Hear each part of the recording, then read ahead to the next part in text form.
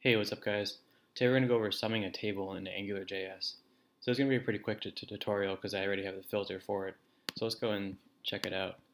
So I have this basic HTML table here with weather data, and I import AngularJS here, and then I import my own script here. And on the outer part of the table, I have the app here, main app, and then a controller, main controller. So I define the main app here with no imports, a filter, some column here, and then a controller here that has some data, some sample weather data. So let's look at the filter.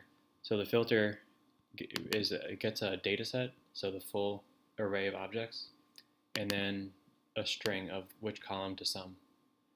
So it basically just loops over the data set, and for each object in the array, it looks at that certain column and then adds it to the sum, or 0 if it's not a number, if it can't parse it, and then it returns the sum.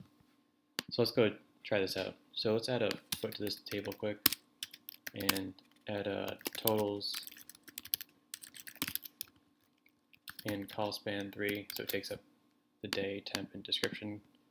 And then let's add one more th, and in this one let's add data, so the data set, and then sum column, and we want to sum the column rain.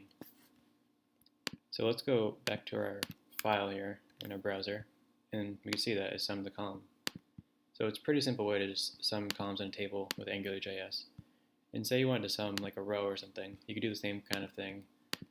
You just create a new filter and change the criteria a little bit.